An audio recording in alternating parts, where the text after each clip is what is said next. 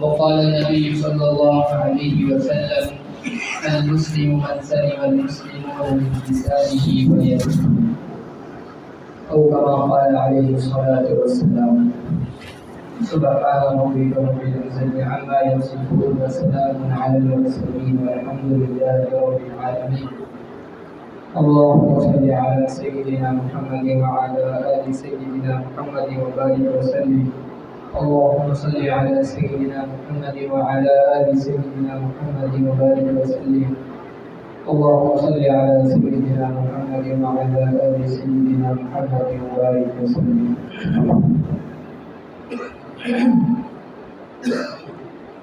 محترم بزرگوں، دوستوں، عزیز ساتھیوں،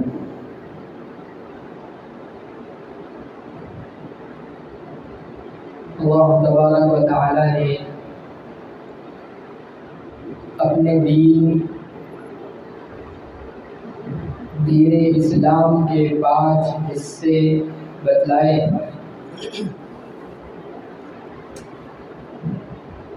پہلا حصہ یہ ہے کہ عقائد، یعنی ایک مسلمان اور ایک مومن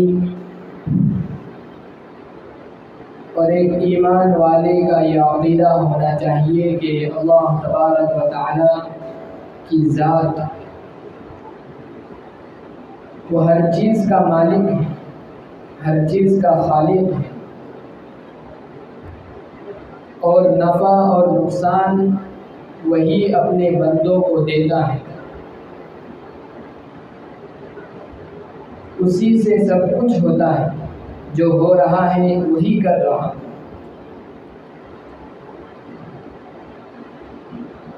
بیماری کوئی دے رہا ہے تو یہ اللہ کی طرف سے ہے، شفا اللہ کی طرف سے مل رہی ہے. کسی کو زندگی اللہ ہی دے رہا ہے، اور مارنے والا بھی وہی. یہ ایک مسلمان کا عقیدہ ہونا چاہیے کہ کرنے دھرنے والی ذات صرف اور صرف اللہ رب العزت ہے. دوسرا حصہ ہے عبادات، کہ نماز، روزے، زکوٰۃ، حج، قرآن کی تلاوت، صدقہ، خیرات، نیکی کا حکم کرنا، برائی سے روکنا. یہ سارے کے سارے کام ایک مسلمان کو انجام دینے چاہیے. تیسرا حصہ ہے معاملات، یعنی انسان جب کاروبار کرے، جب تجارت کرے تو اس کو وہی طرز اور وہی طریقہ اور وہی انداز اختیار کرنا چاہیے جو دین نے اسے سکھلایا ہے.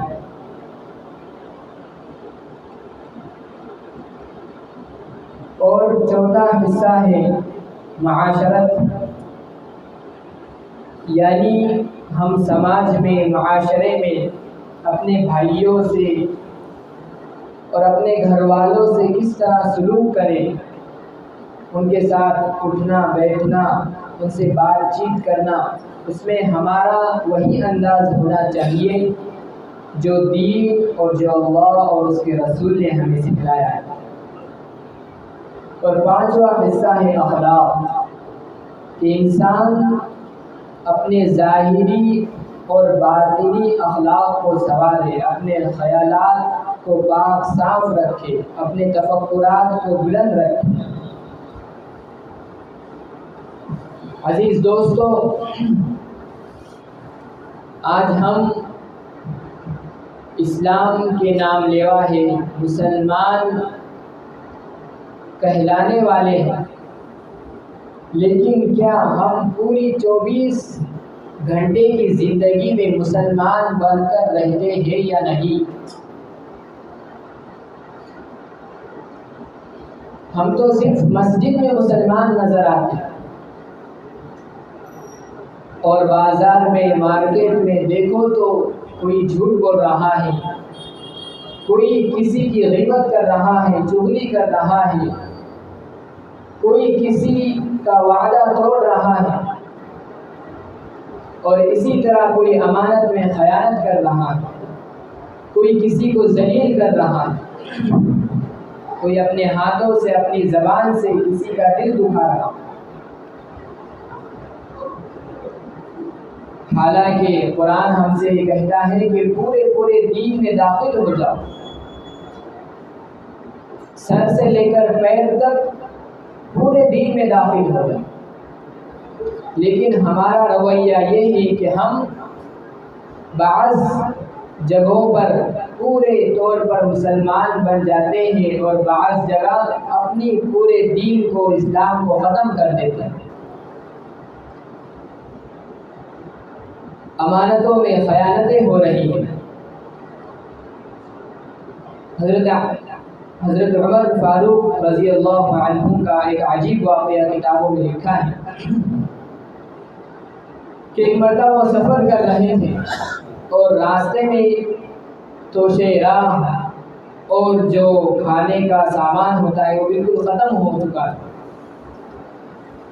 اور دیکھا کہ ایک بکریاں چرانے والا ہے۔ آپ اس کے پاس گئے، ملاقات کی اور کہا کہ میں مسافر ہوں اور مجھے بھوک لگی ہوئی ہے، لہذا آپ مجھے کسی بکری کا دودھ نکال کر دے دیجیے۔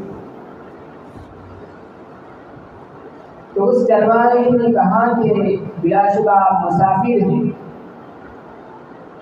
اور میں آپ کو دے بھی سکتا ہوں، لیکن یہ بکریاں میری نہیں ہیں بلکہ یہ بکریاں میرے مالک کی ہیں، اور مجھے اس کی اجازت نہیں ہے کہ میں اس کا دودھ نکال کر آپ کو پینے کے لیے دوں۔ اگر یہ میری بکریاں ہوتی تو آپ کو میں ضرور دودھ پلا کر سیراب کر دیتا۔ تو حضرت عمر رضی اللہ عنہ بڑے حیران ہیں، کہا کہ ایک نوکر ہے اور اسے اپنے آقا کی وفاداری کا کتنا لحاظ ہے اور اپنے ایمان اور یقین پر کتنا بھروسہ ہے، اور اللہ کے سامنے جواب دہی کا اسے کتنا استحضار ہے۔ تو حضرت عمر رضی اللہ عنہ تو سمجھ گئے، لیکن پھر بھی اس کا امتحان لینے کے لیے آپ نے فرمایا کہ دیکھیے، ایسا کرتے ہیں کہ آپ مجھے ایک بکری دے دیجیے، میں اسے استعمال کر بھی لوں گا اور اس کے پیسے بھی آپ کو دے دوں گا،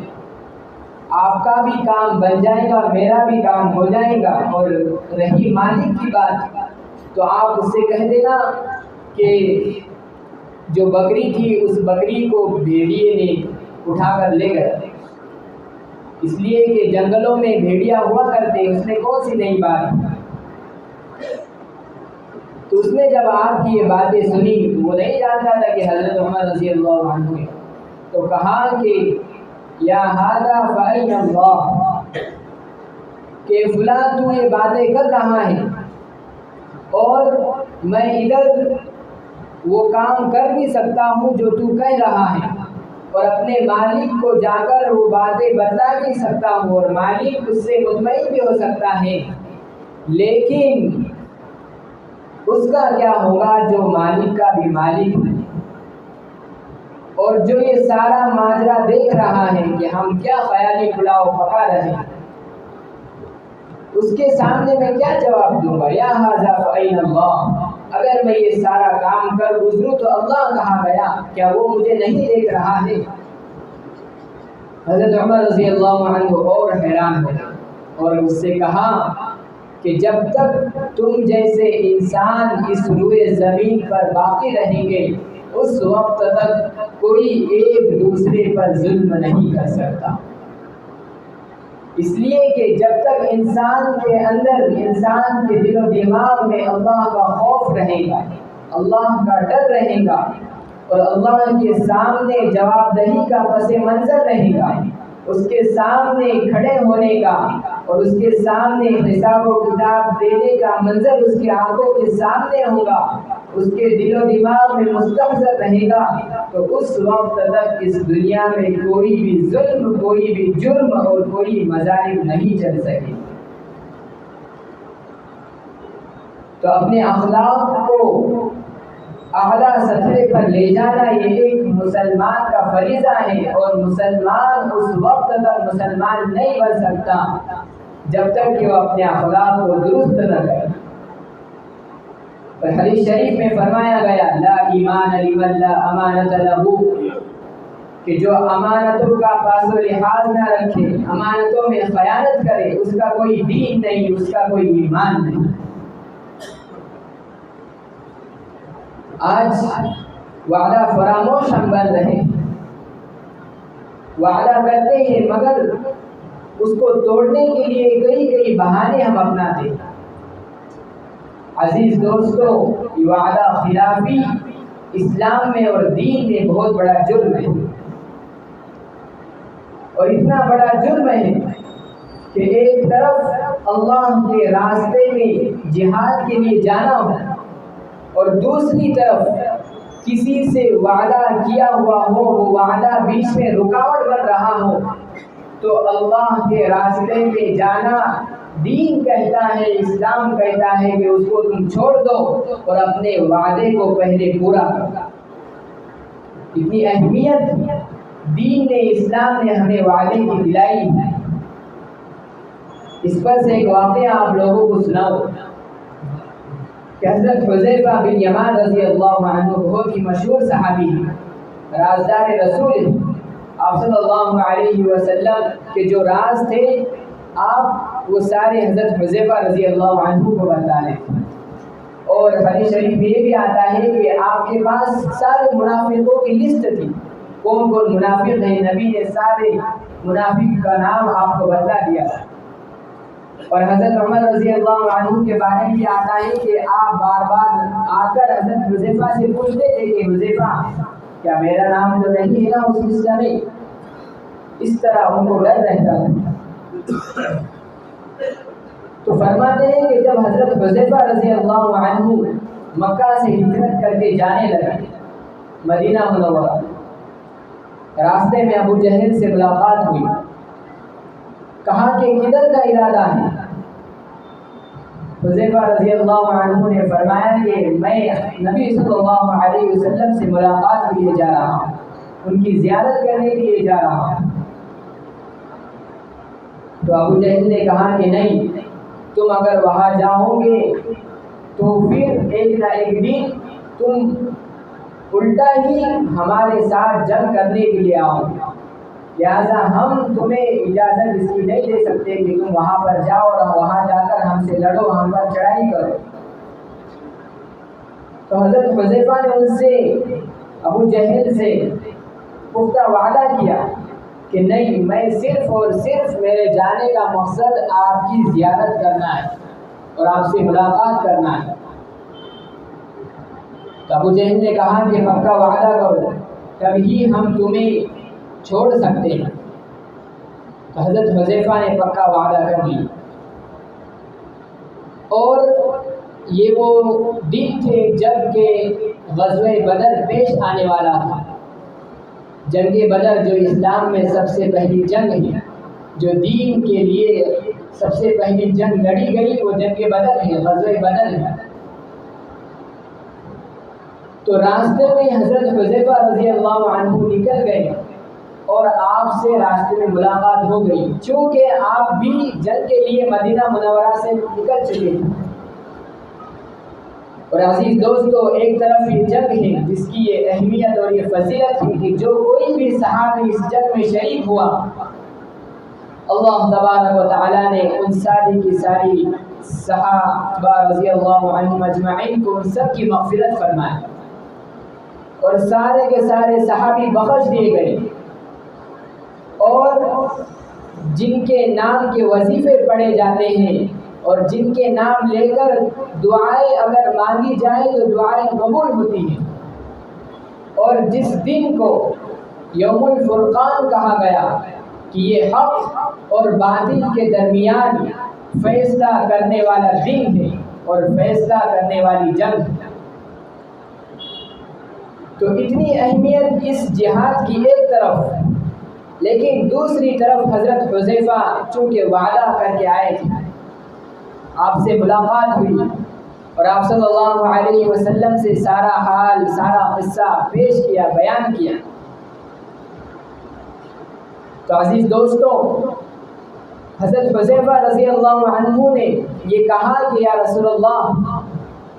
میں نے جو یہ وعدہ کیا ہے یہ ایسی حالت میں کیا ہے کہ اس کی تلوار میرے گردن پر تھی اور میں معذور تھا، میں مجبور تھا، اس لیے میں نے اس سے وعدہ کر لیا کہ میں جنگ میں نبی کا ساتھ نہیں دوں گا اور کفار قریش سے جنگ بدر میں نہیں لڑوں گا۔ لیکن اے اللہ کے رسول، یہ میں معذور تھا، اس وقت مجبور تھا، لہٰذا مجھے بھی اجازت دے دیجیے کہ میں آپ کے ساتھ جنگ میں لڑ کر اور قافلے کے ساتھ چل کر وہ فضیلت مجھے بھی حاصل ہو جائے اور میں اس فضیلت سے محروم نہ رہوں، کیونکہ یہ دین کے لیے سب سے پہلی لڑی جانے والی جنگ ہے۔ آپ صلی اللہ علیہ وسلم نے سنا تو ارشاد فرمایا، قربان جائے اس نبی رحمت للعالمین پر کہ آج لوگوں نے اسلام کو ظالم بنا کر پیش کر دیا،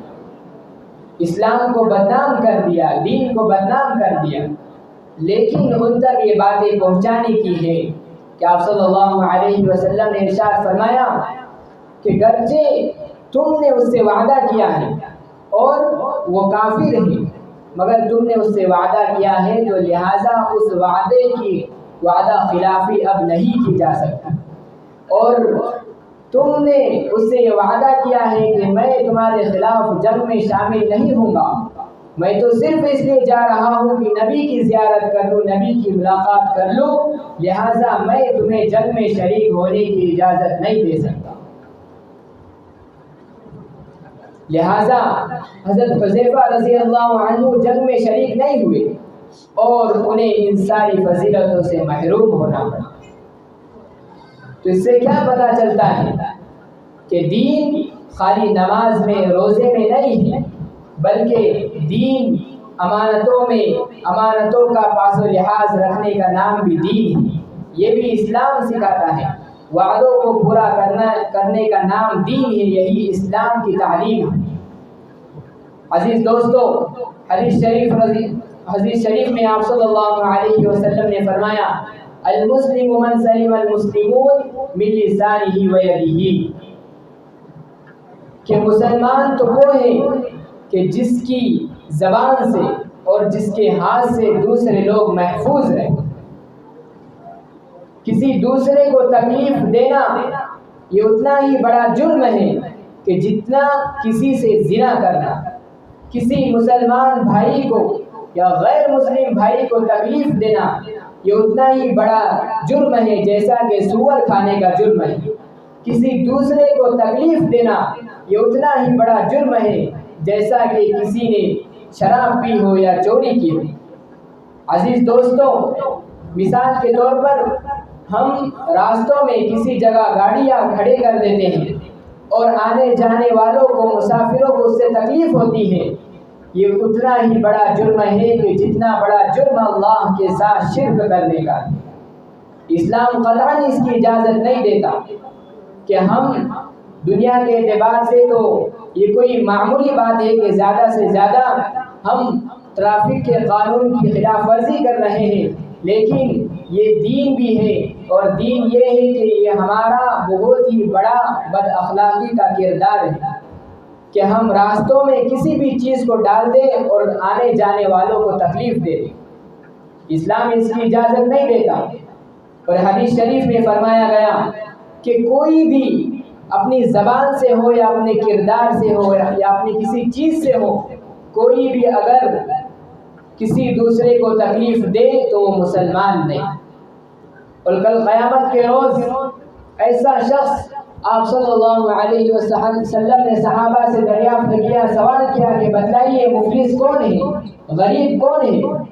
تو صحابہ نے عرض کیا کہ یا رسول اللہ، غریب کون ہو سکتا ہے کہ جس کے پاس کھانے پینے کے لیے کچھ نہ ہو، پہننے کے لیے کپڑے نہ ہو؟ تو آپ نے فرمایا نہیں، کل قیامت کے روز میری امت کا مفلس اور میری امت کا غریب وہ شخص ہوگا